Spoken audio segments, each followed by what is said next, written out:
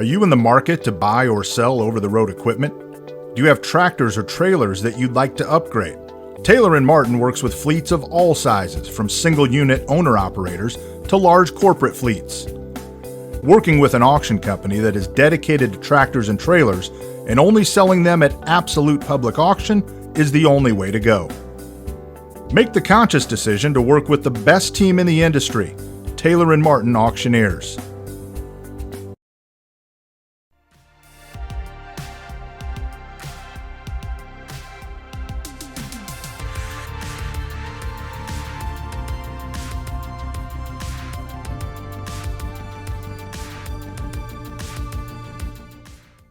Welcome to Loaded and Rolling. I'm your host, Thomas Wasson. Today we're diving into the wild world of auctioning. And so for those of you who don't know, that every large fleet, they need to buy trucks, and they need to replace trucks, and they need to sell trucks. And there's an entire ecosystem built upon that. And one of the key pillars of this is auctioning.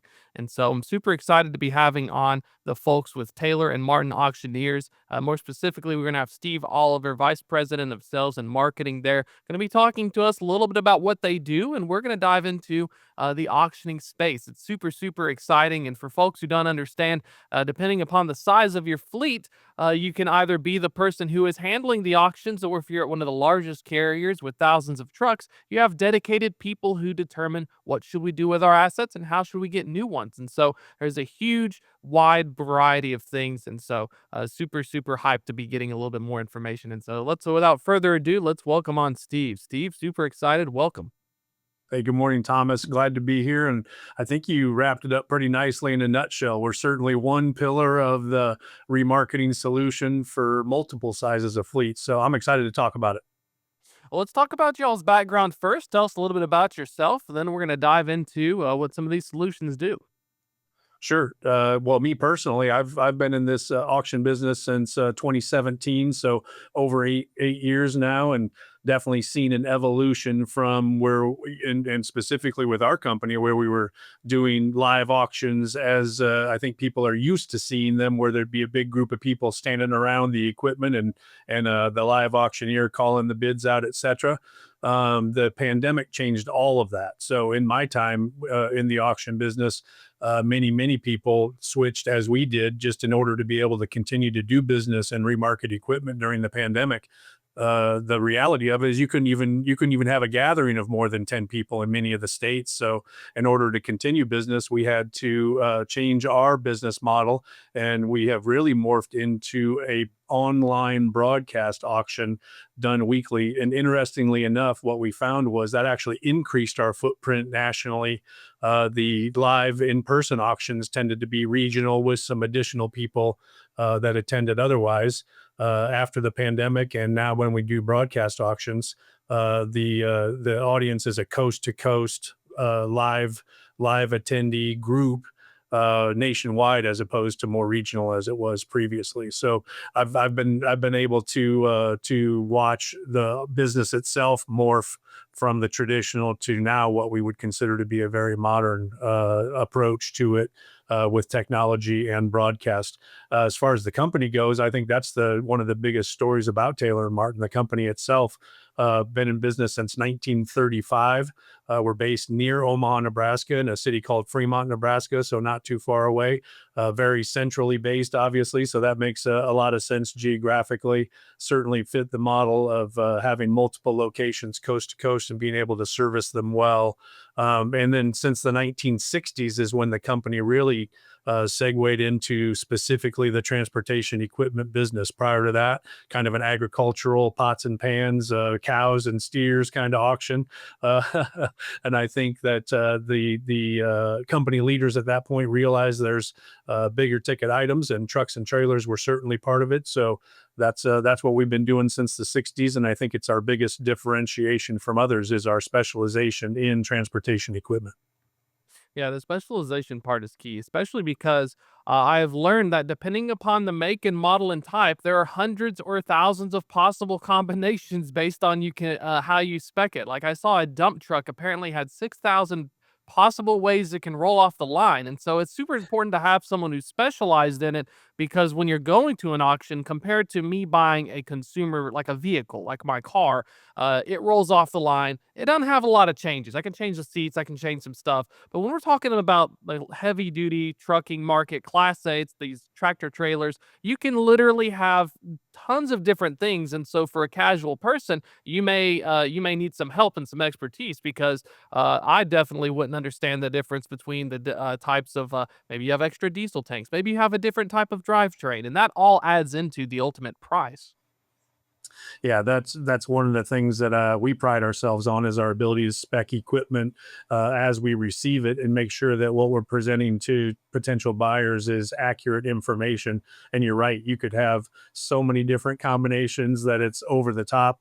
I mean, there really are two general splits. You could have maybe more of a fleet spec that would be the best fuel economy possible, not necessarily the heaviest gear ratios, etc., not the biggest horsepower, trying to conserve fuel. Obviously, across, if you have 500 tractors, you're trying to make sure that fuel economy and safety are two of the biggest items that they would pay attention to, as opposed to maybe an owner operator spec where they might want a little bigger horsepower, might be hauling shorter runs, and so fuel economy is not as big of a deal.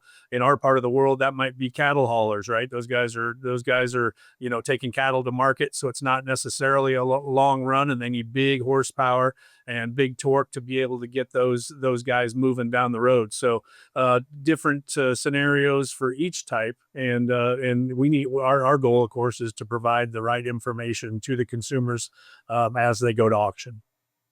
It reminds me of there was a person online. Her name was Tiny Bull Hauler, and she was a cattle hauler. She had a custom made Mack truck that she was using. And so one of the things I think is real fascinating is, like you said, the type of fleet that you have and what you're hauling is important. One of the things I learned recently was if you're hauling raw bulk milk, apparently the overweight restrictions are you can go over 80,000 pounds. So if I'm like a milk or a dairy hauler, I may need a rig that can handle that kind of weight, compared to if I'm a large nationwide OTR fleet, where, like you said, fuel economy is key. We want to make sure they're all similar in terms of maybe a dealer resale.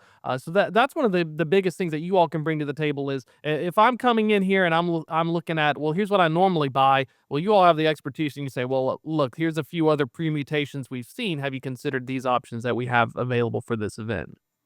100%. I mean, what we're looking for is clarity and transparency in representing the equipment to our potential buyers. You'll see at every auction, and we don't like to have them, but you'll see at every auction what we call change cards, where we will post, "Hey, this thing we were told it has blank, and now it has blank," and so we want to make sure they understand that there's potential changes, and that we make sure to do all we can to provide the best information as far as that goes. Your raw milk hauler might want an engine brake, right? They might want to be able to slow that thing down going down the hill.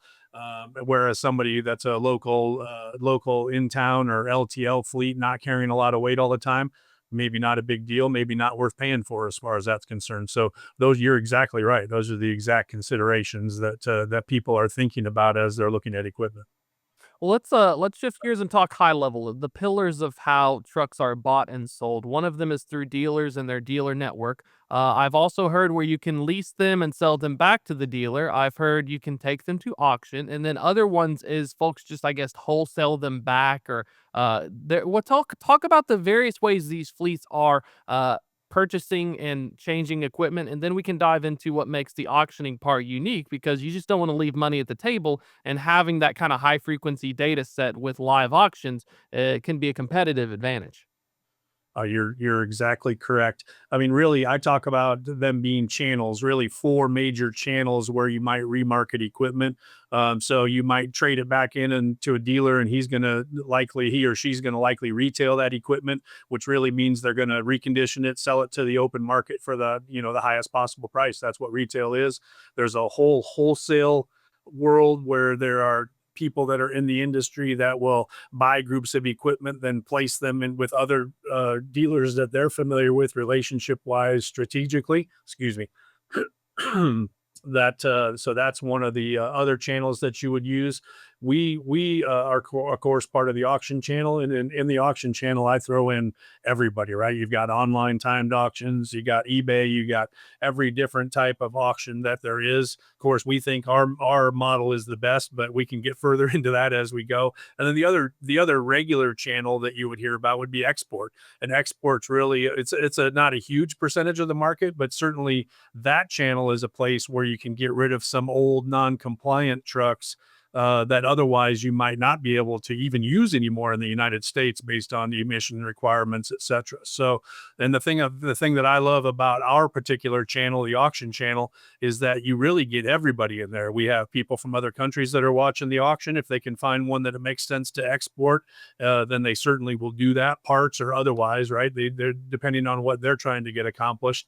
Wholesalers are watching the auction to really get a feel for the wholesale market, and really the wholesale should be the bottom of our market. There are dealers that would show up at our auctions and they are waiting for something to go well below retail, and where there's an opportunity for them to potentially make money on the upside, and that's their business. That's what they do. And then of course we have end users, and that's the big story with us as well. Not only our experience, but our buyer base. End users are 70% of our business. So that means 7 out of 10 trucks or trailers sold are going to somebody who's putting it to work. So their comparison and what they're comparing that equipment to is a potential retail transaction. So in multiple cases, the idea for us is to help our consigners to draw above wholesale and raise the overall value of their equipment based on end users being the people that are in attendance at our auctions. So the dealers and the wholesalers and the exporters are there to protect the bottom. Maybe I'm going too far in the weeds. And then the end users, the end users are comparing to retail and hoping to get a deal. We call it hope for gain. The president of our company, Stacy Tracy, I'd be remiss if I didn't drop his name. Stacy Tracy, the president of our company, always talks about the way to have a successful auction are to offer 3 things to our buyers, and that's volume, which is a large volume of equipment to look at in one place. Value, meaning potentially hope for gain. They can buy something at a value price compared to what they might be able to get it at otherwise. And variety, so a good variety from late model to older stuff, like you mentioned, dump trucks, miscellaneous equipment, straight trucks, flatbeds. If we provide all of those things, then every week and sometimes multiple times per week, then we are generating a crowd, and a crowd generates bidders, and bidders competing are what makes the auction channel the absolute best way, in my opinion, to remarket this equipment. More than one person bidding on your equipment is what you need.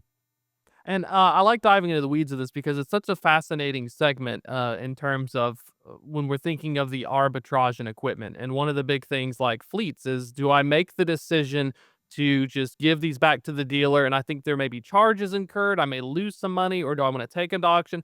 Talk about some of the folks, especially on the larger fleet side. Is that one of the big challenges is you get these folks in charge of purchasing, but I'm assuming the biggest thing is the $1 million question is, what do I do with all of these trucks, and how do I maximize that value for, especially now that times have been rough for the past 3 years, carriers are trying to pinch pennies as much as possible.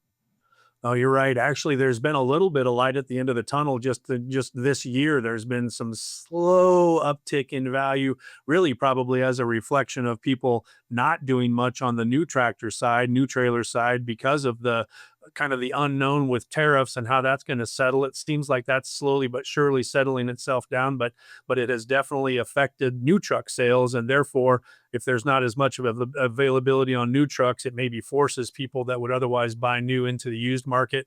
And then, of course, hopefully for our drivers, the owner operators out there, freight rates seem to be ticking up just a little bit, and that helps them be able to afford newer equipment, et cetera. But yeah, that's kind of the process as far as a fleet manager or a vice president of fleet or whoever it is that's in charge of these. I was on the phone myself and my counterpart Kay Nakano. We were on the phone yesterday with one of the biggest fleets in the country, right? And they have you talk about getting into the weeds. There are manufacturers that will guarantee maybe a buyback amount for them. So the idea is, can we draw more than what the manufacturer might give us back, which is a trade-in situation. And then of course the manufacturers have their own retail channels themselves that they own to remarket that equipment that they might potentially get back from huge fleets.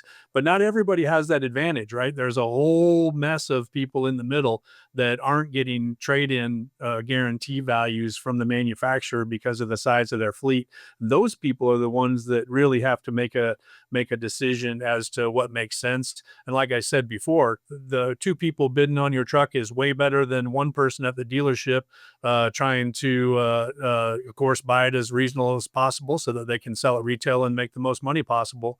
The other variable that you mentioned is the reconditioning part of this thing, right? That's something that is very important. So whether the manufacturer is buying it back, or a dealer's buying it back, or a wholesaler's buying it, or you're taking it to the auction, there might be requirements of conditions, so we call them trade terms, and there's a long list of trade terms, but as you might guess, how are the tires, how are the brakes, how's the exterior condition, how's the interior condition, etc.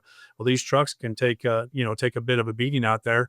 You could very easily spend $5,000 to $10,000 reconditioning a piece of equipment just to get rid of it and give it to the dealer. Well, in the auction world, you don't have to have any requirements. What's going to happen is the end users, in exchange for hopefully getting a little better deal on the thing, are willing to do some of that work themselves. So for the people that could potentially sell an auction, it really saves the extra expense of reconditioning and allows them to remarket for likely the similar money, or even the exact same money that they might get otherwise, and not spend the additional money reconditioning. So and again, I guess the lastly I would say as far as that goes is more than one person buying is a good thing.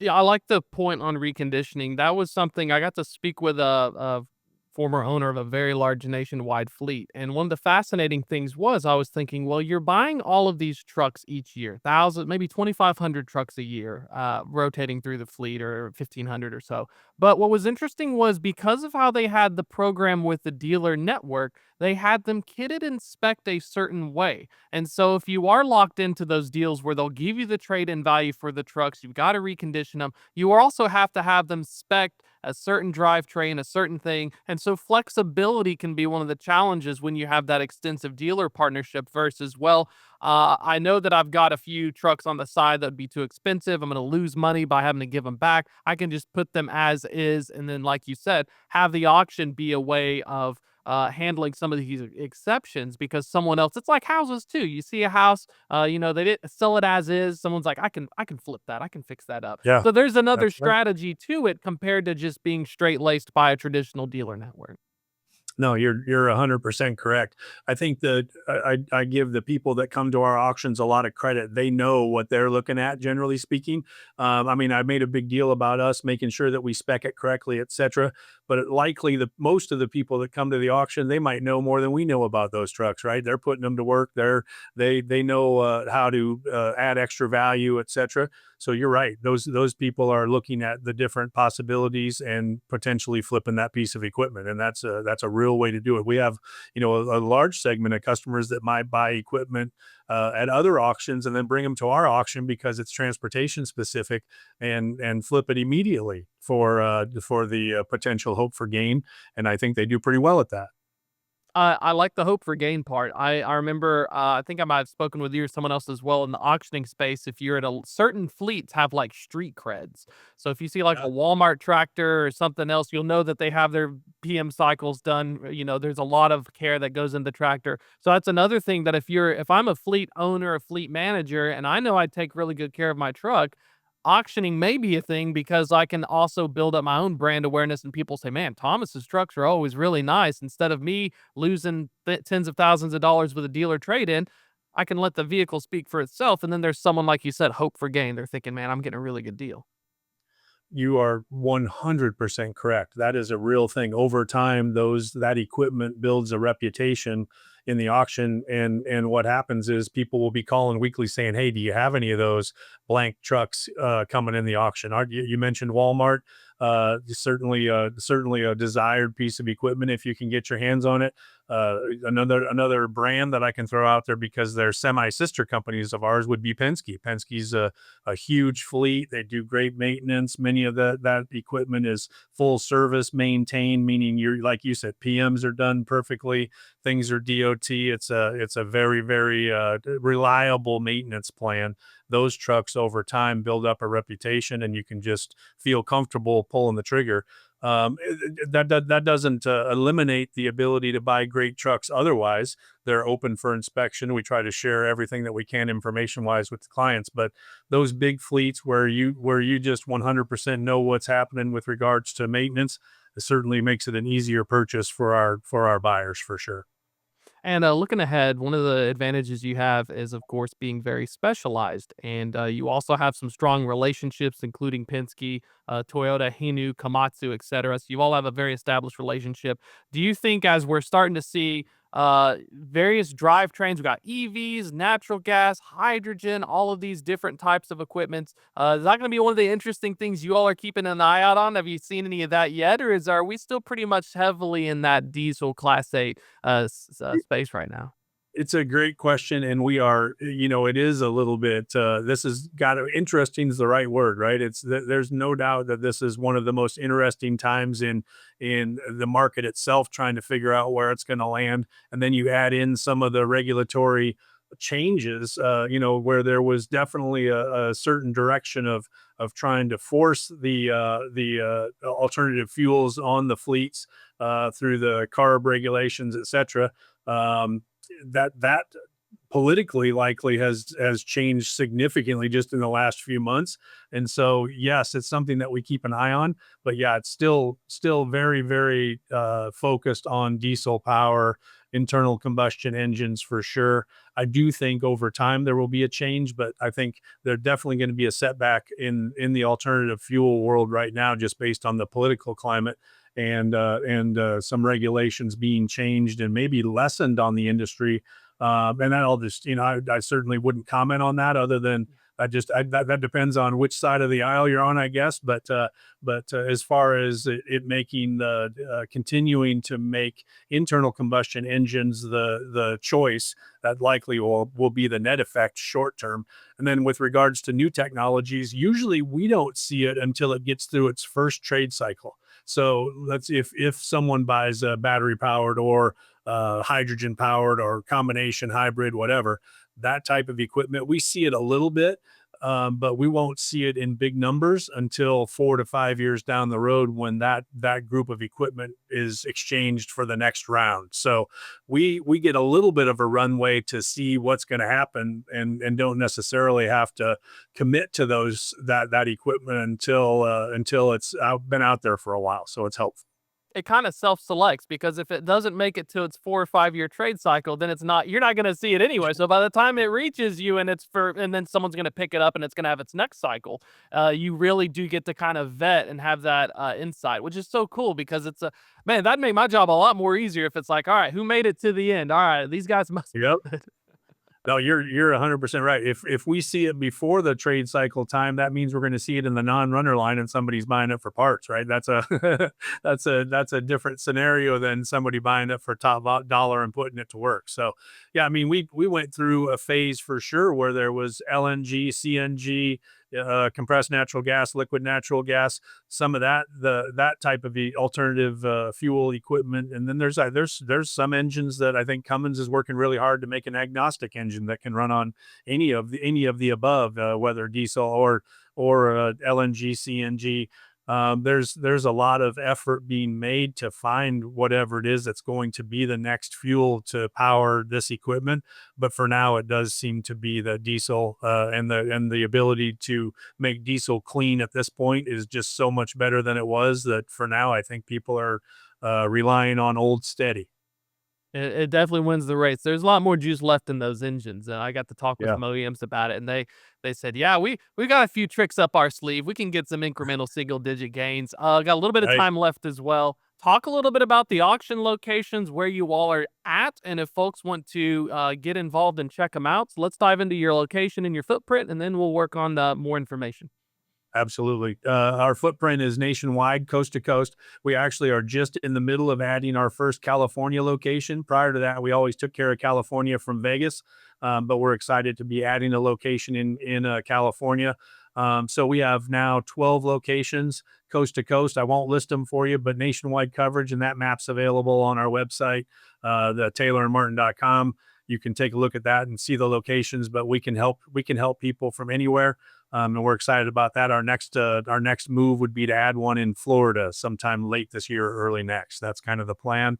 Then we have a field sales force of, I think now 26 sales representatives, all of whom are familiar with trucks and trailers and have been trained in the auction process. So they're very helpful as far as that goes. And then we have an internal sales team as well here. Heck, you could pick up the phone and get me anytime you want to discuss potential remarketing needs as far as that goes.